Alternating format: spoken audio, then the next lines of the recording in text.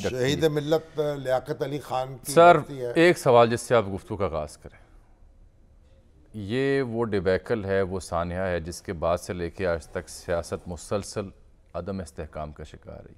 ये 7 दिहाइयों बाद भी उनकी जो शहादत है, उनका जो कत्ल है, ये एक मुअम्मा क्यों है पाकिस्तान की सियासत और तारीख़ के लिए? मुअम्मा है कि हम उनके कातिलों तक नहीं पहुंच सके।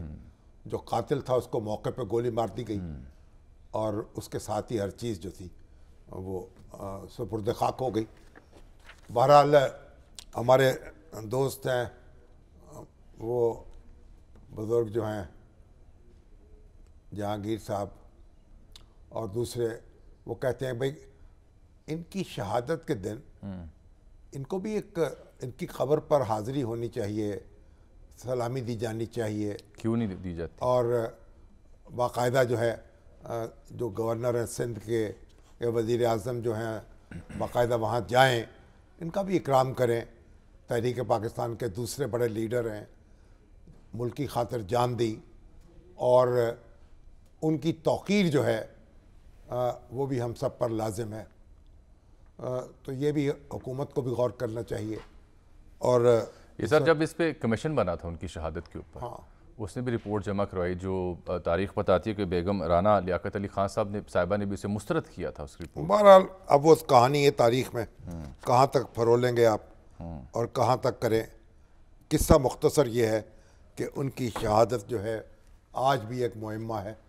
और दूसरी बात यह है कि वो उन लोगों में से थे जिन्होंने सब कुछ अपने वतन के लिए लौटा दिया। आज भी एक अंग्रेज़ी अखबार में एक ख़त छपा हुआ है जिसमें उनके औसाफ बयान किए गए हैं, जो उन पर एतराज़ात होते हैं कि कायदे आज़म जब पहुँचे तो एम्बुलेंस जो थी ख़राब हो गई और ये बीमार थे जब, तो वो भी कायदे आज़म तो इसलिए वहाँ पहुँचे कि वो मोहतरमा फ़ातिमा जना नहीं चाहती थी कि उनको स्ट्रेचर पर लेटे हुए देखें लोग, तो किसी को इत्तला नहीं दी उन्होंने। और सो एम्बुलेंस जो थी, 2 एम्बुलेंस थी कराची में कुल, एक ख़राब हो गई जो उनको लेने के लिए गई। एयर मार्शल असगर खां वहाँ कमांडर थे, करीब से गुजर रहे थे, उन्होंने रुके लेकिन मोहतरमा ने कहा नहीं आप चले जाएं। तो बहरहाल एक ये हमने तोते मैना की कहानियाँ और साजिशों की कहानियाँ बयान करते हैं, अपनी तारीख़ को मस्क करते हैं हम लोग। तो लियाकत अली ख़ान जो हैं उन्होंने अपना बहुत बड़ी जागीर छोड़ी, कई 2 ज़िलों पे फैली हुई, यहाँ पहुँचे और इस तरह रुखसत हुए दुनिया से कि बैंक में बैलेंस थे 3,500 हज़ार रुपये थे। कोई क्लेम दाखिल नहीं किया अपनी ज़िंदगी में, कोई अलाटमेंट नहीं कराई। और जब रुखसत हुए हैं तो उनकी बेगम जो है और उनके बच्चे जो हैं उनके पास रहने के लिए मकान नहीं था। हुकूमत पाकिस्तान ने 5 साल के लिए उनको रहने की इजाज़त दी, पेंशन मुकर्रर की। तो बहरहाल एक वो लोग हैं जो सब कुछ अपना मुल्क के लिए लुटाते हैं, कौम पे कुर्बान करते हैं, अपनी जान भी दे दी।